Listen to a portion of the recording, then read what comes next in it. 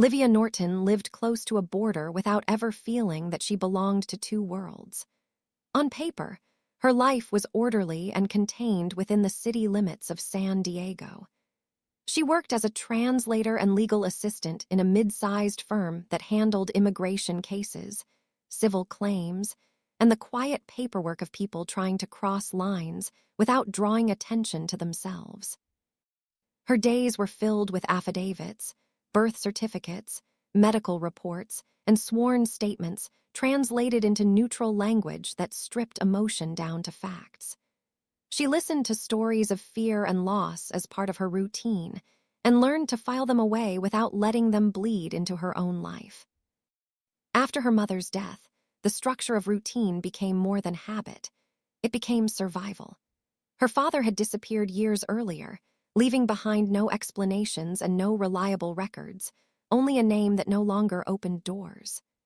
Livia lived alone in a small apartment near the coast, paid her bills on time, and avoided unnecessary complications. She believed danger belonged to other people's stories, the ones that arrived in manila folders and left in stamped envelopes. Her own life felt narrow but safe, framed by schedules and familiar routes. That evening began like many others, with an unexpected request that sounded inconvenient but harmless. A client asked her to deliver a set of documents to relatives living closer to the southern border, papers that needed to be signed before a deadline expired. It was not part of her formal responsibilities, but she had done similar favors before. The drive would be short, she told herself, and she would be back before night fully settled.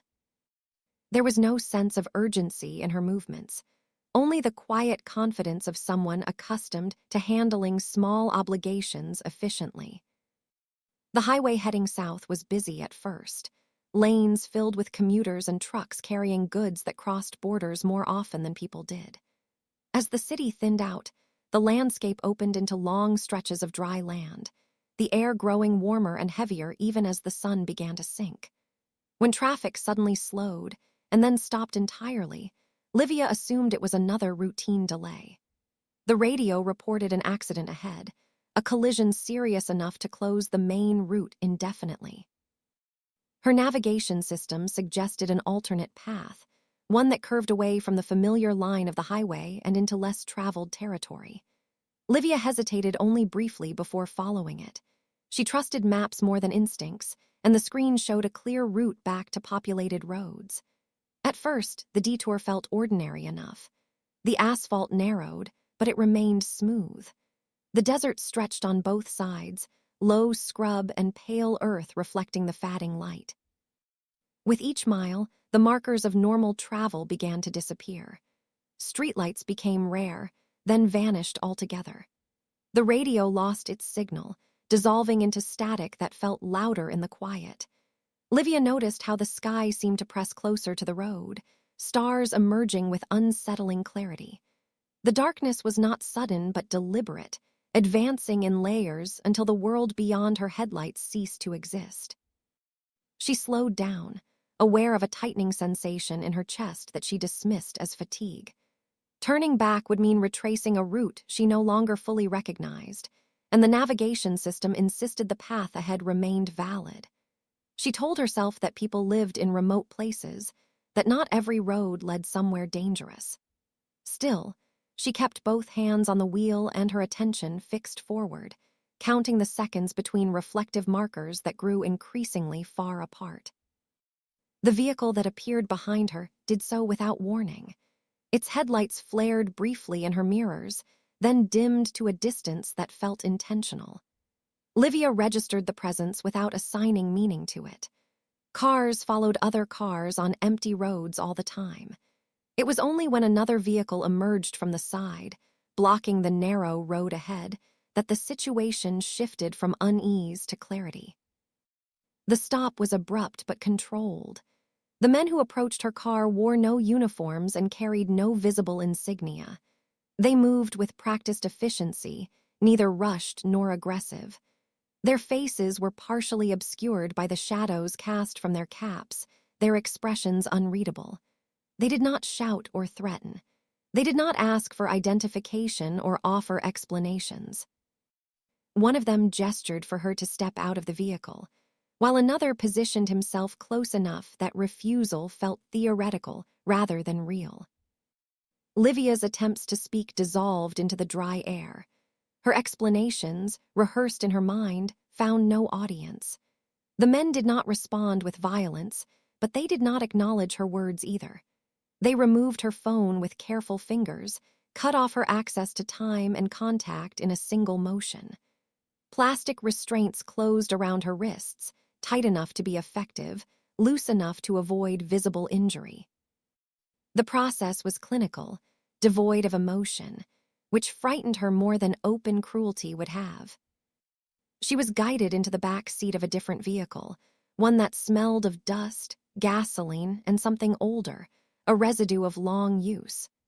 The door closed, and the sound echoed in the confined space with finality. As the car began to move, Livia watched the road through a narrow gap in the window, the path she had taken already receding into darkness. Her thoughts raced toward logic, searching for explanations that could restore order. She told herself there must be a mistake, that someone would realize she was the wrong person, that this was an interruption rather than an ending. Yet with each passing minute, the men's calm persistence dismantled that hope. They were not improvising. They were following a route, delivering a package, adhering to instructions that had nothing to do with her name or her life. The road changed subtly as they drove, the surface rougher, the turns sharper. At some point, Livia felt the car cross an invisible boundary, marked not by signs or barriers, but by the absence of familiar reference points. The air itself seemed different, heavier, carrying the sense that rules had shifted without announcement. She realized then that her understanding of the situation lagged behind reality, that she was already somewhere words could not retrieve her. She understood the core truth with a clarity that cut through panic. She had been taken not because of who she was, but because of who they believed her to be. In their system, she was not a person but a unit of transfer, something expected at the end of the road. Her protests, her explanations, her carefully constructed life meant nothing within that framework. As the desert swallowed the last traces of the familiar world, Livia felt the thin line of certainty she had lived by dissolve. The maps she trusted had guided her into a space where direction no longer equaled safety. The wrong turn had not been a single decision, but a series of small, reasonable choices that led her beyond the reach of routine and into a corridor where outcomes were decided long before she arrived. The vehicle continued south, carrying her deeper into a night that offered no landmarks and no guarantees. The silence inside the car was complete, broken only by the hum of the engine and the steady rhythm of movement. Somewhere ahead, a destination waited, one she had not chosen and could not yet imagine. And behind her, the road closed quietly, as if it had never existed at all. Livia lost track of time the moment the vehicle stopped. The transition from movement to stillness was abrupt, like being dropped into silence after noise had been carved into her nerves. She was led into a building whose exterior she barely registered. Flat walls, muted colors, no signs, no details meant to be remembered. The door closed behind her with a sound that carried no echo, as if the space itself absorbed consequences. The room where they left her had no windows. The walls were thick, painted a dull off-white that had yellowed unevenly over time. A single ceiling light hummed faintly, casting shadows that refused to settle. The air smelled of dust and disinfectant, a combination that suggested long use rather than care. There was a mattress on the floor, thin and clean enough to imply intention. A plastic bottle of water stood near the wall. A folded t-shirt lay beside it, plain and unmarked. No one explained anything. No one threatened her. That absence was deliberate. Livia understood instinctively that this was not a place of interrogation. It was a holding space. She was not here to be questioned or punished. She was here to be preserved. Whatever value she carried was conditional, and until that condition was met, Her well-being mattered only in the most functional sense. She was an object waiting to be transferred, cataloged by presence rather than identity. When the door closed again, leaving her alone, panic arrived without ceremony. It did not explode, it tightened. Her breath shortened, her thoughts fragmented, circling the same questions without resolution. She tested the walls, the door, the light switch. Everything responded as expected. That predictability made the situation worse. It confirmed that this space had been designed to work exactly as it was working now. She sat on the mattress and forced herself to drink the water slowly. She changed into the t-shirt because the one she wore smelled like the road and fear. She folded her own clothes carefully, as if maintaining order could anchor her to something familiar. Every action felt performative, a rehearsal of normalcy staged for an audience that was not there. The house itself remained mostly quiet. Occasionally, she heard footsteps in distant corridors, the murmur of voices kept intentionally low. Somewhere beyond the walls, life continued in a controlled, methodical way. No laughter, no music, nothing wasted. Hours passed without markers. It was deep into the night when the atmosphere shifted. Livia sensed it before she saw anyone. The cadence of movement outside her room changed. The voices carried weight now, the tone altered in a way that suggested deference rather than command. When the door opened again, it was not the same men who had brought her here. The man who entered did not announce himself. He did not need to. Gabriel Kane moved through the doorway as if he already knew the dimensions of the room. His posture was relaxed but precise, the kind of balance that came from long familiarity with spaces that could turn hostile without warning. He wore civilian clothing that revealed nothing about allegiance or rank. Nothing about him drew attention deliberately, yet Livia found herself unable to look away. His presence altered the room without any visible action. The air seemed to organize itself around him. He did not rush toward her or linger near the door. He took a position that allowed him to see everything at once. The mattress, the walls, her posture, the water bottle, the absence of restraints. His gaze moved with efficiency, collecting information faster than she could process what he was observing. Livia noticed the reaction of the men outside before she understood its significance. They spoke to him with restraint, choosing words carefully, avoiding excess. Their body language shifted subtly, shoulders tightening, movements becoming deliberate. They were not afraid of him in the way people fear violence. They were cautious in the way people are cautious around something they do not fully control. This was the paradox that settled into her awareness almost immediately. Gabriel Kane was not their prisoner, yet he was not clearly their superior. He existed in a narrow space between authority and utility, tolerated because he was useful, respected because he was dangerous in ways that could not be easily measured. He approached her without invading her space. When he spoke, his voice was even, stripped of unnecessary inflection. He did not soften it, nor did he harden it. It was calibrated to convey information without invitation. He asked questions that were simple on the surface and surgical beneath it. Her name, her place of work, the reason she had been on that road. He did not interrupt her answers, but he watched her closely as she gave them, not for signs of deception, but for alignment. Accent, phrasing, hesitation. He noted how she reacted to the mention of certain locations, how her breathing changed when she spoke of the border. Livia realized quickly that he was not searching for comfort or reassurance. He was verifying a hypothesis. She saw it register behind his eyes before he confirmed it aloud. She was not who they thought she was. The realization did not bring relief. It sharpened the danger. If she was not the intended person, then her presence represented a flaw in someone else's operation. Flaws in such systems were not corrected gently. They were erased. A wrong delivery created liability, and liability invited solutions that prioritized silence over correction. Kane understood this with a clarity that required no explanation. He did not express alarm. He adjusted his assessment. That adjustment was more unsettling than any overt reaction would have been. It meant he had anticipated this possibility and that the contingency plan was already forming. Livia became acutely aware of her own position.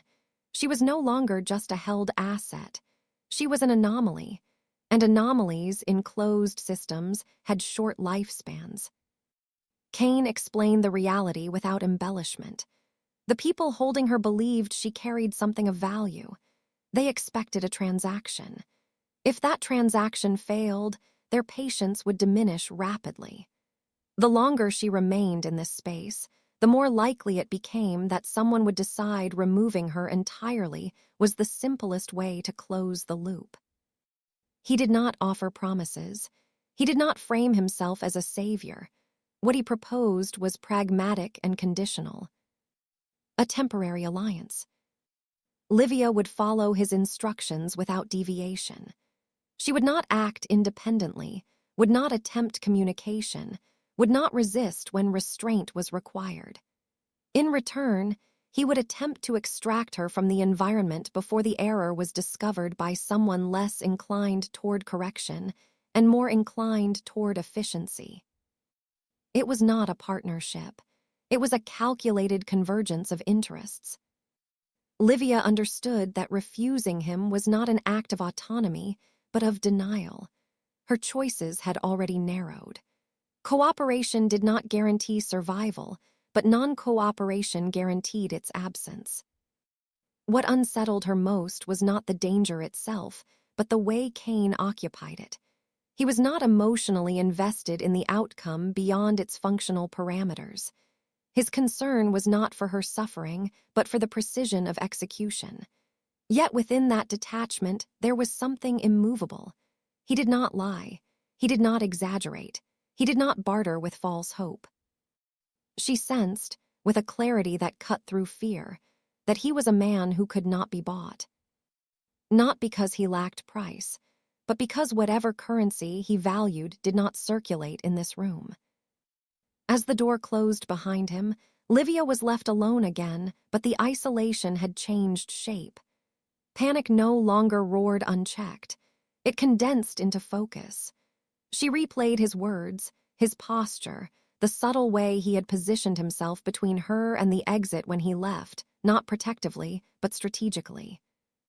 The room without windows no longer felt like a waiting area. It felt like the antechamber to a decision already in motion.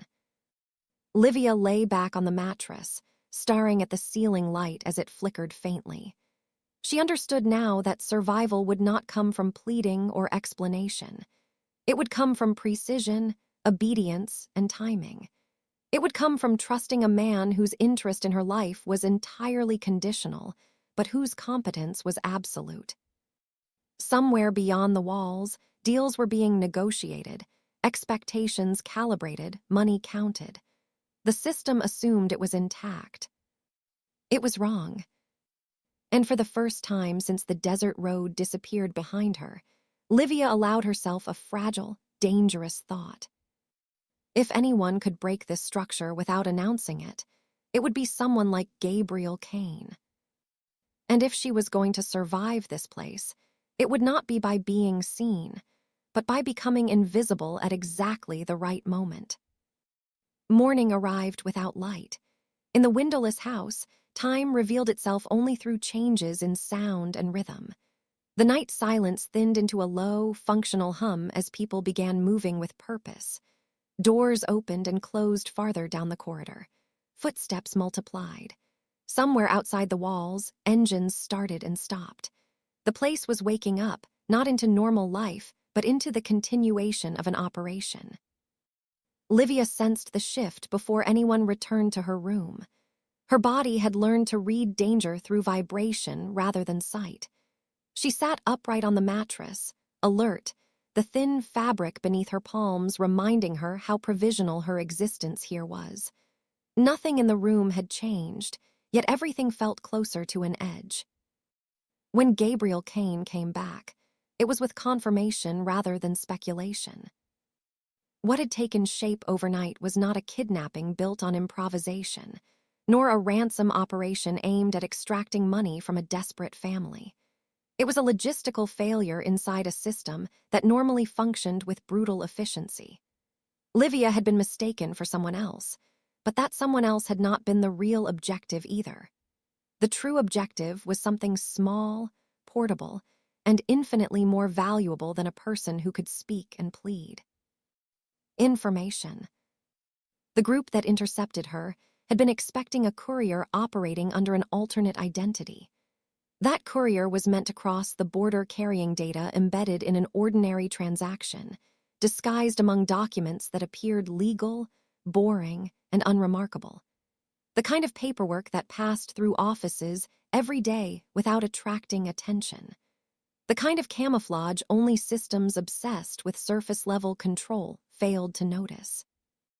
Livia understood the implication with a slow, sinking clarity. Her own habits had made her the perfect substitute. She moved documents for a living. She crossed linguistic and administrative borders without question.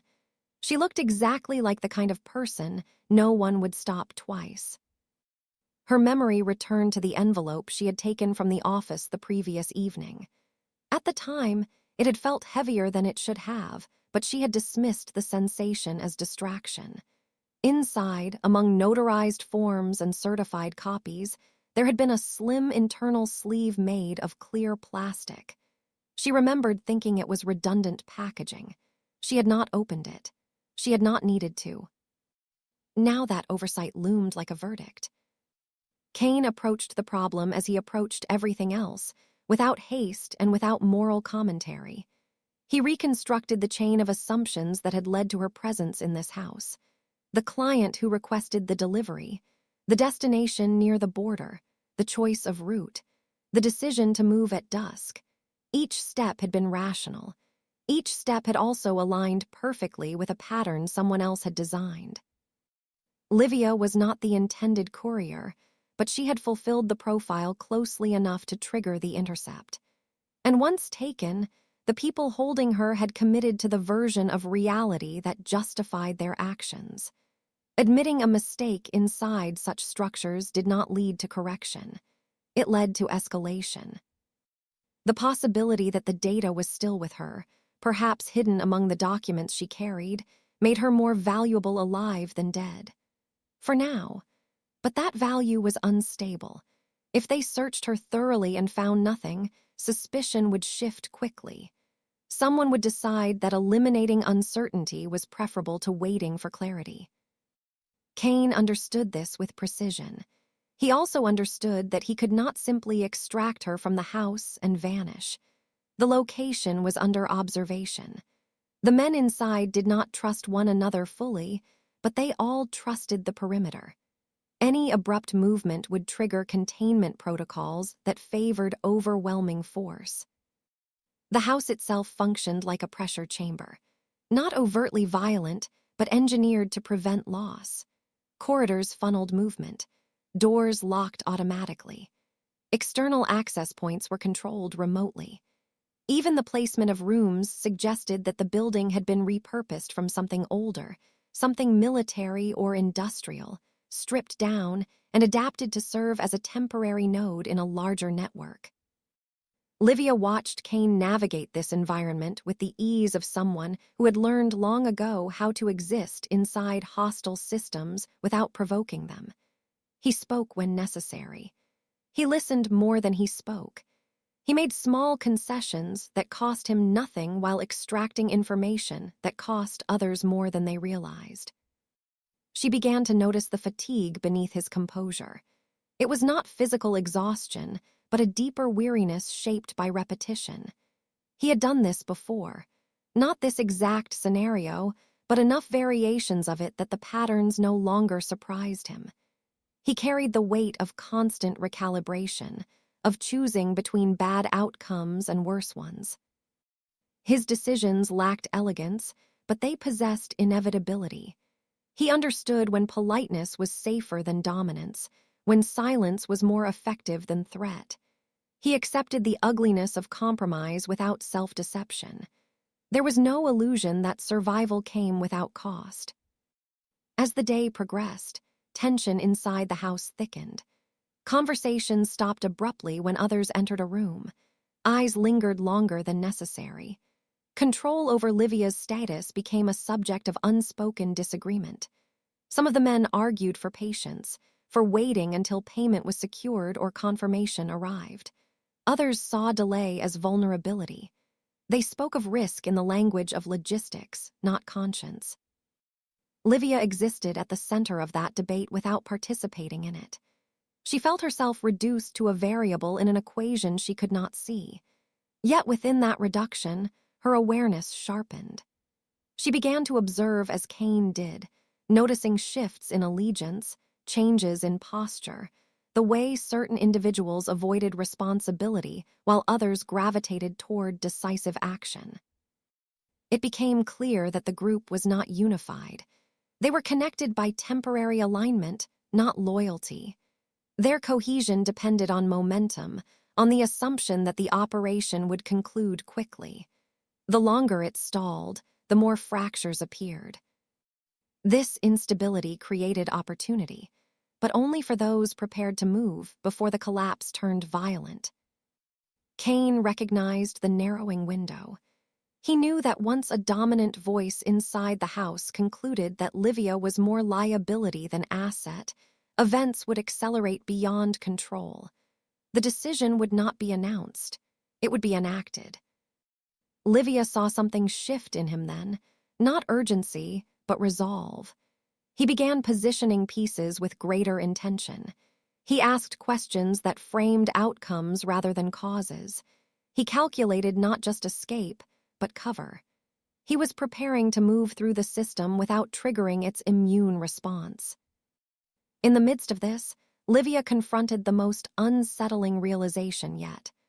The danger she faced was not rooted in cruelty or chaos. It was rooted in efficiency. She was caught inside a process optimized to remove friction, and her continued existence depended on remaining useful within it. Cain did not offer reassurance. He did not suggest hope. What he offered was clarity. He explained, without embellishment, that survival would depend on timing and invisibility. She would need to accept temporary loss of autonomy. She would need to act as directed, even when it contradicted instinct or dignity. Livia did not mistake this for kindness, but she recognized competence when she saw it, and she recognized that competence was her only currency. As the day stretched on, the weight of the unseen cargo pressed down on her. Whether or not the data was still in her possession, the belief that it was defined her value. She was a container now, a suspected vessel for something powerful enough to destabilize alliances across borders. She wondered, briefly and without sentimentality, whether her life before the desert road had always been this fragile, merely protected by ignorance. The thought passed without resolution. By evening, the internal conflict inside the house had reached a threshold. Decisions would soon be made, and not all of them would involve discussion. Cain knew it. Livia knew it. The system was approaching a point where waiting would become indistinguishable from failure. The cargo that should never have existed had already changed the trajectory of everyone involved. It had transformed a wrong turn into a countdown. And for the first time since her capture, Livia understood that survival would not depend on being found innocent of the mistake. It would depend on moving faster than the system's need to erase it. Somewhere between calculation and fear, she accepted that truth. The moment they hesitated would be the moment they lost. So they would not hesitate. The escape took shape long before movement began. It started as a quiet reprogramming of expectations inside a system that relied on predictability to maintain control. Cain did not dismantle routines. He leaned into them. He allowed the house to continue functioning as if nothing had shifted, preserving the illusion that Livia's status remained unchanged. The guards saw compliance where they expected resistance. They registered routine where they anticipated escalation. That misalignment created space. For Livia, the hardest part was learning how to disappear without moving. She understood quickly that survival depended less on speed than on timing. The role she had to play required restraint, a deliberate reduction of presence. She learned to lower her gaze at the right moments, to move when directed, to appear emptied of intention. It felt like erasure, but she recognized its function. Attention was the most dangerous currency in the house, and she could not afford to spend it. As evening approached, the building's internal rhythm softened. The heat receded slightly. Shifts changed. Conversations became shorter and more procedural. Kane watched these transitions with practiced patience, mapping gaps that existed only briefly. He positioned himself as part of the solution rather than a disruption, reinforcing the belief that he remained aligned with the operation's outcome. When they finally left the house, it was without urgency. No raised voices, no hurried footsteps.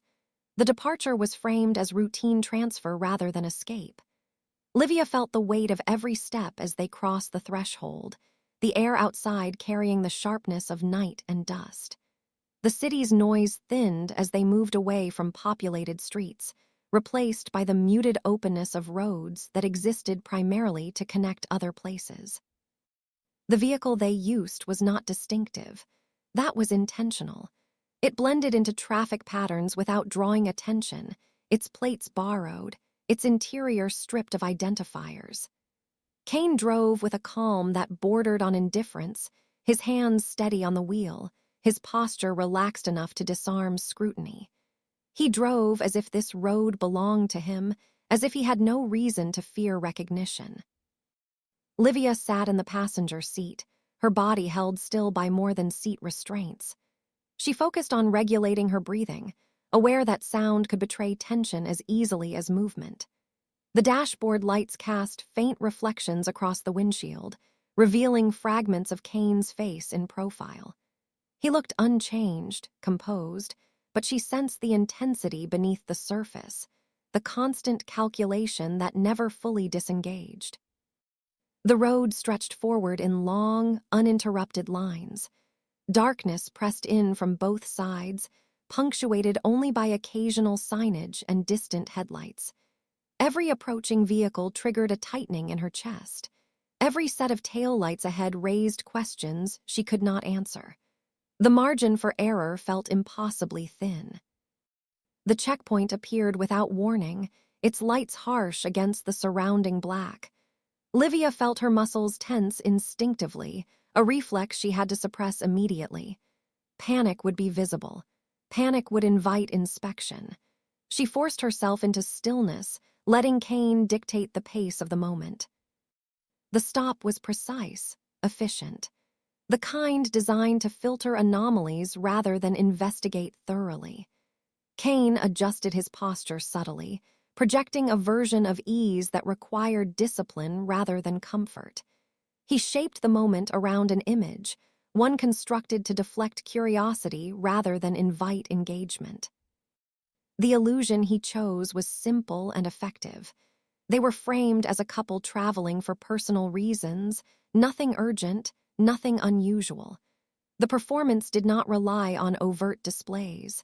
It relied on alignment, proximity without tension, familiarity without intensity, the kind of connection that suggested privacy rather than secrecy. Livia participated without choice, allowing her body language to mirror the expectation. She hated the way it felt, the reduction of her autonomy into a visual cue meant to reassure strangers. Yet she recognized the necessity. In environments governed by control, relationships often served as camouflage. A couple was easier to categorize than an individual. It reduced uncertainty. The guards evaluated the scene quickly. Their interest dissipated almost as soon as it formed. Complication was optional, and tonight it was unnecessary. They waved the car through, already redirecting their attention to the next vehicle. Only when they were clear of the checkpoint did Livia realize how tightly she had been holding herself together. The release came gradually, not as relief, but as a dull ache spreading through her shoulders and jaw. She felt exposed in a way she could not articulate, as if the act itself had left a residue she could not shake. Yet even in that discomfort, she recognized where the true risk had been absorbed. Kane had positioned himself as the primary interface. He had taken the scrutiny. He had offered himself as the point of failure. If the stop had escalated, he would have been the first removed from the car, the first questioned, the first to absorb consequence. The realization settled heavily in her chest. They continued toward the border, the landscape flattening as infrastructure became more apparent. The line ahead did not resemble freedom. It resembled another filtration point, another place where their constructed reality would be tested against someone else's criteria. Livia understood now that crossing into the United States would not end the danger. It would merely reframe it. The data they carried, whether physically present or presumed, was not bound by geography. Its value extended beyond the house, beyond the group that had intercepted her. It intersected with interests that operated across jurisdictions, across systems that shared information more readily than accountability. Whoever wanted that data would not be confined to one side of the border. As they approached the crossing, traffic increased. The density of vehicles created both cover and vulnerability. Too much attention could be hidden in the flow, but anomalies stood out more clearly. Kane adjusted their position with care, maintaining pace without rushing, allowing other cars to define the rhythm. Livia watched the border infrastructure come into focus. Lights, barriers, the structured choreography of controlled movement. The scale of it was overwhelming, a reminder of how small individual lives were within systems designed to manage thousands at a time. She felt herself becoming one data point among many, a status that offered both anonymity and risk. The illusion of the couple had to hold longer now. There would be more scrutiny, more layers of verification. Livia prepared herself to maintain the role, even as it grated against her sense of self. She focused on the mechanics of presence, the deliberate normalcy of posture and gaze. She allowed herself to be guided, knowing that resistance at this stage would undo everything that had been built. Kane remained steady, his attention divided between the external environment and the internal variables he could not fully control. He understood the limits of preparation. Beyond a certain point, success depended on probability and the willingness of systems to accept their own assumptions. As they waited in line, Livia noticed the way he scanned reflections rather than faces, reading movement in mirrors and windows. He was not looking for threats directly. He was watching for patterns that did not belong. That vigilance was constant, unrelenting. The border was not a singular moment. It was a sequence of checks, pauses, and transitions designed to normalize intrusion. Each step demanded compliance, patience, and the appearance of transparency. Livia felt the weight of the performance settle deeper into her muscles with each delay. When they were finally cleared and the car moved forward again, the relief was muted. The road ahead opened into a familiar geography, but nothing about it felt safe. The illusion had carried them through one gate, but it could not protect them from what waited beyond. They drove on, merging into American traffic as if they belonged there, as if nothing had happened. Livia watched the city lights reappear in the distance, their glow indistinguishable from the ones she had left behind. The continuity was unsettling. The world had not changed to acknowledge what she had survived. She understood now that the illusion of the couple was not merely a tactic for this night. It was a preview of what survival might require going forward. Alignment, proximity, shared risk.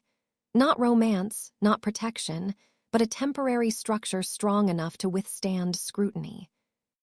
As the miles accumulated, Livia felt the internal fracture widen. The person she had been before the desert road felt increasingly remote, defined by assumptions that no longer applied. She had crossed more than a physical border. She had crossed into a space where identity was fluid, contingent, and constantly renegotiated. Kane drove on, his focus unwavering. The night stretched ahead, carrying them toward consequences that had not yet declared themselves. The illusion had worked, but it was only that, an illusion. And illusions, Livia knew now, were fragile things, sustained only by timing and belief. The border disappeared behind them without ceremony. Ahead lay another landscape, governed by different rules but no less dangerous. Whatever followed would not be a continuation of escape. It would be the beginning of exposure. And for the first time since she had been taken from the desert road, Livia accepted that survival would not mean returning to who she had been. It would mean becoming someone else entirely. Returning to the United States did not bring the relief Livia had imagined during the hours on the road. The border had not marked an end, it had marked a transition. The danger did not vanish, it changed texture. In Mexico, threats had been physical, immediate, embodied by armed men and locked doors. In San Diego, the risk dissolved into the background of normality, becoming indistinguishable from everyday life. That subtlety unsettled her far more than open hostility ever had. The city welcomed them with familiar sounds and routines. Traffic moved predictably. Cafes opened on schedule. People walked dogs along sidewalks without looking over their shoulders. Livia felt out of place inside that normal rhythm, as though she were carrying an invisible fracture that separated her from everyone else. The city did not acknowledge what she had survived, and that indifference made her acutely vulnerable. Kane did not take her to her apartment. He did not ask if she wanted to go there. Instead, he drove past neighborhoods she recognized and continued toward an area defined by short-term rentals and anonymous buildings. The place he chose was deliberately unremarkable, a sparsely furnished apartment with neutral walls, standard appliances, and no personal items. It felt temporary by design, a space meant to be occupied briefly and abandoned without consequence. Livia understood the logic immediately. Her former life had left traces, addresses, routines, neighbors who recognized her face. Any of those could become points of leverage. This apartment was not safety, it was isolation. And isolation, Kane knew, was the first layer of protection. Inside, the air smelled faintly of cleaning products and new paint. The windows overlooked a street that carried enough traffic to obscure individual movements. Kane checked the locks, the corners, the access points, moving through the space with the same quiet precision she had seen in Mexico. Nothing was rushed. Every action served a purpose. Only after the perimeter was secured did Livia finally sit down. The exhaustion that had been held at bay by adrenaline surfaced all at once, heavy and disorienting. Yet she did not allow herself rest. The unanswered question that had driven everything still pressed against her chest. The document package lay on the table between them, unchanged in appearance, still wrapped in the banal professionalism of legal paperwork. It looked harmless. That was the most unsettling part. When Livia opened it, she did so with deliberate care, as if handling something fragile rather than explosive. The contents revealed themselves gradually. Among notarized copies and procedural forms, she found the thin plastic sleeve she had dismissed before. Inside it was the data carrier, small, ordinary, easy to overlook. Its concealment was so simple that it felt intentional in its audacity. Whoever had designed it understood systems well enough to hide in plain sight. Accessing the files confirmed what Kane had suspected, but had not yet seen. The information was layered and meticulous. Audio recordings documented negotiations conducted through intermediaries, voices distorted but patterns unmistakable. Financial records traced funds across borders, through shell companies and charitable fronts, looping back into legitimate institutions that depended on plausible deniability to function. Names appeared repeatedly, some familiar, others deliberately obscured. The most damaging elements were the video fragments, short, poorly lit, but clear enough to establish presence and complicity. Livia felt a strange detachment as she processed it all. The data was no longer abstract. It was specific. It implicated people with the power to shape outcomes quietly, efficiently, and without accountability. She understood then why she had been taken, why the mistake had escalated so quickly. This was not about ransom. It was about containment. Kane watched her closely as she worked, not interrupting, not guiding. He needed to see how she handled the weight of it. When she finally looked up, her expression had changed. The fear was still there, but it had been joined by resolve. This was the moment their roles shifted. Until now, Kane had been the architect of their survival. He had dictated movement, timing, strategy. Livia had followed because she had no alternative. Now she possessed something he did not control alone. The information tied them together, not through force, but through shared consequence. Kane's own position clarified in that moment as well. He was not law enforcement. He was not a criminal asset. He operated in the margins between those definitions, contracted through private entities that existed precisely because official channels could not act fast enough or quietly enough. He had spent years navigating ethical ambiguity, justifying compromises as necessary. This situation stripped those justifications down to their core. The truth they held could dismantle operations that spanned years and jurisdictions. It could also erase the people who carried it. There was no safe way forward, only calculated risk. The city began to press, and almost immediately. It started with subtle indicators. A missed call from an unknown number that did not leave a message. A car parked across the street that remained longer than necessary. A familiar face at a grocery store that appeared again 2 aisles later without explanation. None of it was overt.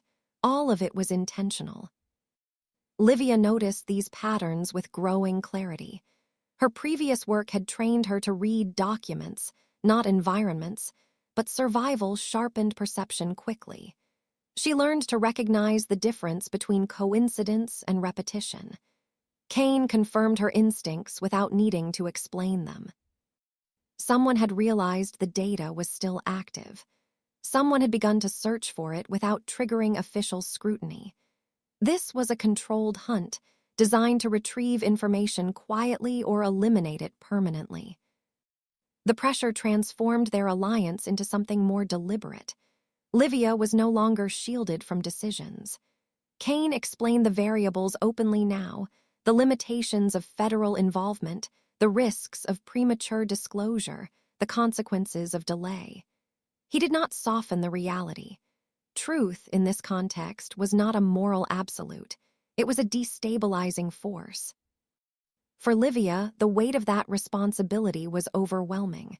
She had never sought this position. She had not chosen to become a carrier of information that could dismantle lives. Yet she recognized the alternative.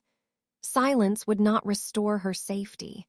It would only postpone the inevitable. San Diego revealed itself as a city layered with invisible boundaries. Beneath its coastal calm and structured affluence existed networks as complex as those she had glimpsed in the data. Influence moved through boardrooms and back channels, protected by reputation and legal insulation. Money was abundant here, but truth was rare and dangerous. Kane's presence became a constant in that environment. He did not hover, but he remained close, adjusting routines, altering routes, minimizing predictability. His vigilance never wavered, and Livia began to understand the toll it took. This was not his first exposure to threat, but it was different. This time, the stakes were personal in a way his previous work had not required him to confront. Late at night, when the city quieted and the apartment felt suspended in stillness, Livia found herself replaying the sequence of events that had led her here. The wrong turn, the house with shuttered windows, the border road. Each moment had stripped away assumptions she had once relied upon. She wondered who she would have been if none of it had happened, and whether that version of herself could still exist. The answer was becoming clear. The truth they held demanded participation. It did not allow detachment. Kane understood that as well. He had spent years maintaining distance from outcomes, framing his role as execution rather than ownership. This situation refused that separation. Whatever choice they made would define them both. As surveillance intensified, so did their reliance on each other. Livia learned to trust Kane's assessments, even when they required restraint she did not want to practice. Kane learned to respect her judgment, recognizing that her understanding of the data surpassed his own. The balance between them shifted toward something closer to partnership. San Diego did not erupt into chaos. It did not announce the approaching consequences. Instead, it continued to function smoothly, concealing its fractures beneath efficiency and wealth. That was what made the truth so expensive here. Exposure would disrupt more than individual careers. It would challenge structures built on selective ignorance. Livia realized then that survival alone was no longer the objective. Survival without agency would leave her permanently displaced, defined by fear and avoidance. Holding the truth forced a different kind of choice, one that risked everything in exchange for integrity. Kane felt the same pull, though he articulated it differently within himself. The system he had navigated for years depended on controlled leaks and managed outcomes. This information resisted that containment. It demanded either complete suppression or decisive exposure. There was no middle ground. As night fell over the city once more, the apartment remained quiet, but the tension inside it sharpened. Outside, San Diego glowed with indifferent beauty, unaware of the fracture line forming beneath its surface. Inside, two people stood at the edge of a decision that would cost more than money, more than reputation, more than safety. It would cost them the illusion that truth could ever be neutral. And once that illusion was gone, there would be no returning to the lives they had known. The ending did not arrive as a climax. It did not resemble resolution in any cinematic sense. There were no visible victories, no sense of triumph, no moment where danger dissolved into relief. What came instead was a gradual narrowing of possibilities until only one viable direction remained. For Livia, the final choice did not feel like courage. It felt like responsibility, stripped of illusion. By the time the last details were assembled, she understood with absolute clarity that there would be no version of her life untouched by what she now carried. The data had altered the structure of her existence the moment she became aware of it. Ignorance had once protected her. Knowledge had removed that protection permanently. Any future she stepped into would be shaped by how she handled the truth now. There were, in theory, two paths. One offered erasure. Kane could take the carrier, disappear into his own channels, and arrange for her to vanish quietly. New identification, a controlled relocation, employment through intermediaries who would never ask questions. It was a life built on absence, but it promised relative safety. She would no longer be hunted, but she would also no longer fully exist as herself. Every interaction would carry the awareness that she was living on borrowed legitimacy. The other path led outward instead of inward. It meant initiating exposure through legal and investigative mechanisms that were slow, imperfect, and often corruptible, but still capable of inflicting damage. It meant allowing the information to circulate beyond containment, knowing that once released it could not be recalled or shaped to protect individual outcomes. That path invited retaliation, scrutiny, and years of instability. It did not promise justice. It promised consequences. Both paths required loss. The difference was agency. Kane approached the dilemma with the discipline of someone who had learned long ago that emotions cloud operational judgment. He broke the problem into components: exposure risk, temporal distance, legal insulation, survivability. He identified points where either of them could become expendable if events escalated. He worked not to eliminate danger, which was impossible, but to manage it into tolerable margins. The transfer architecture he built was layered by design. No single intermediary possessed the full dataset.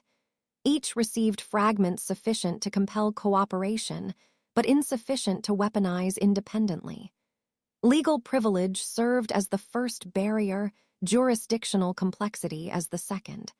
The chain crossed borders not geographically, but procedurally.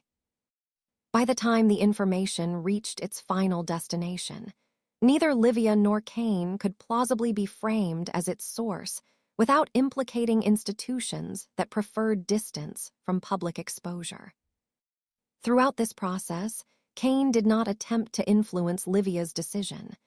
He provided scenarios, probabilities, and exit strategies, but he left the choice intact. He understood that persuasion would undermine the integrity of whatever outcome followed. If she chose disappearance, it had to be hers. If she chose exposure, the resolve had to originate within her, not from obligation or pressure. Livia observed his preparation with a focus that surprised her. Fear still existed, but it no longer dominated her perception. What she felt instead was a sharpened sense of self. For the first time since the desert road, she was not reacting. She was deciding. She recognized that erasure would not free her from the events that had shaped her. It would simply force her to live alongside them in silence. The truth would remain intact, stored somewhere beyond her reach, while she carried its weight alone. That prospect felt like a slower form of confinement.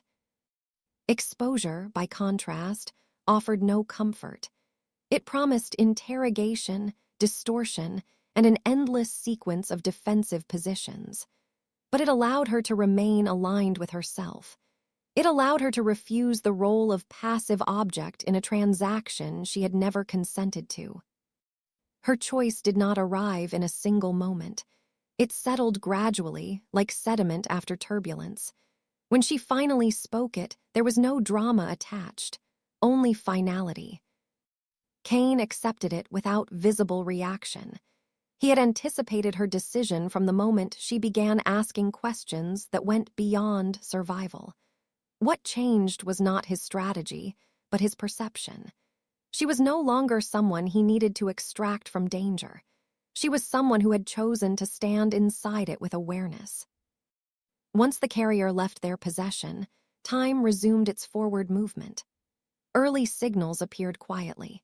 Internal audits reclassified as compliance reviews, legal consultations initiated under pretext of routine oversight, communications rerouted through counsel rather than executives.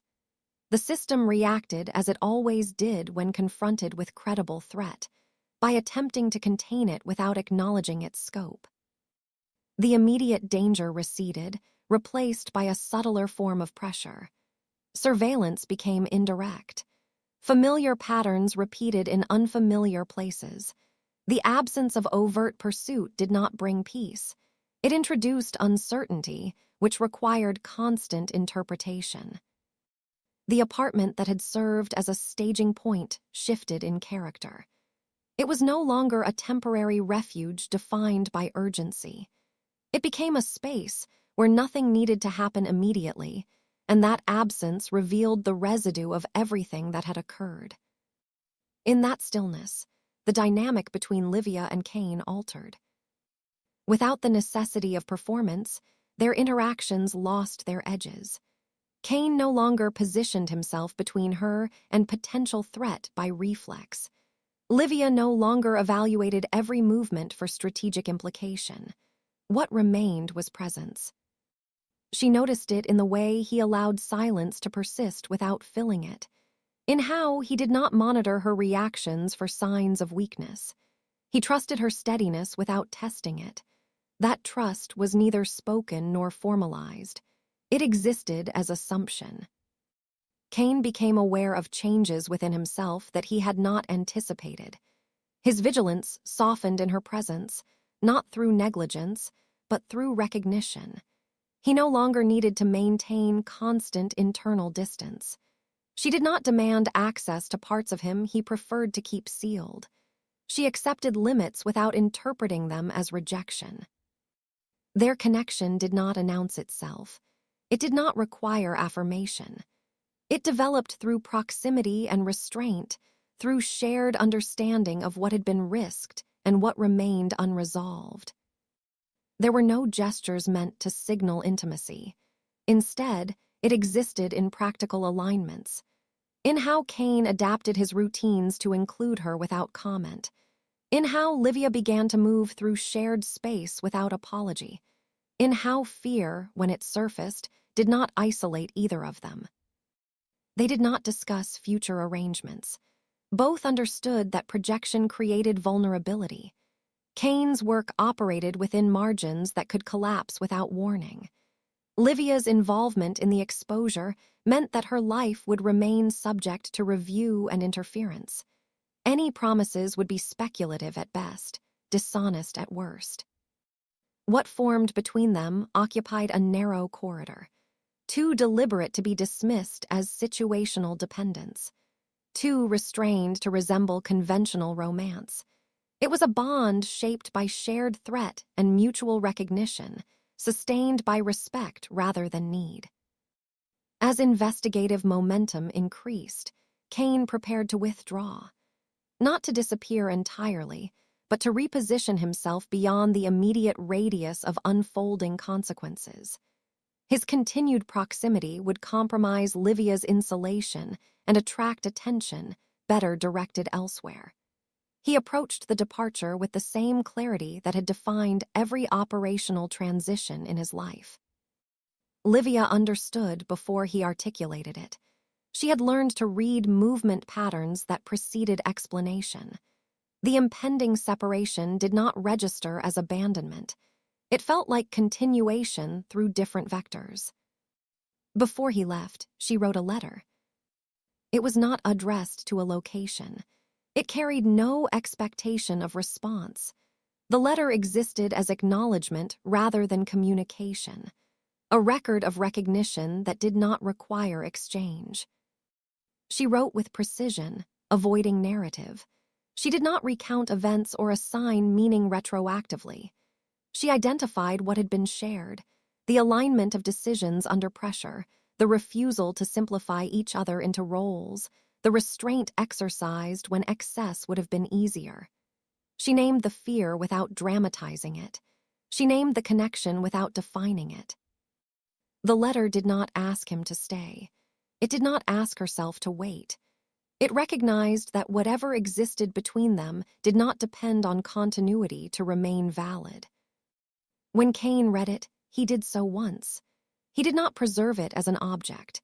He retained its structure, its tone, its deliberate absence of demand. It confirmed something he had already understood but had not articulated, that their bond was not contingent on proximity or outcome. It existed because of how they had chosen to act when choice carried cost. San Diego continued uninterrupted. The city absorbed the unfolding consequences with practiced indifference. The ocean reflected light without commentary. Streets filled with routine movement.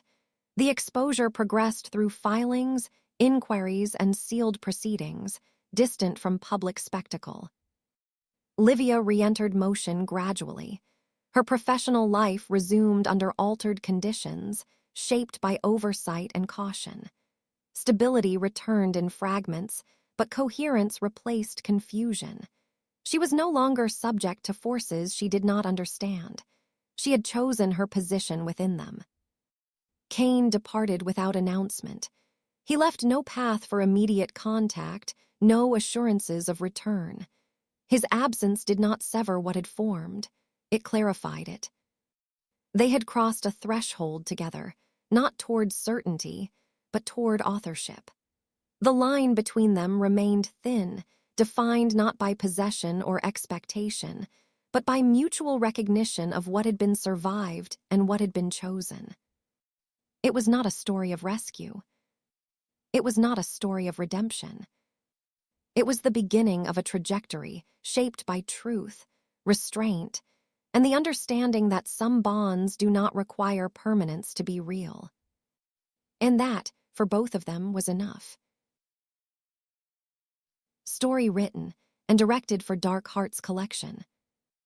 Thank you for being part of this silence between storms. More stories soon.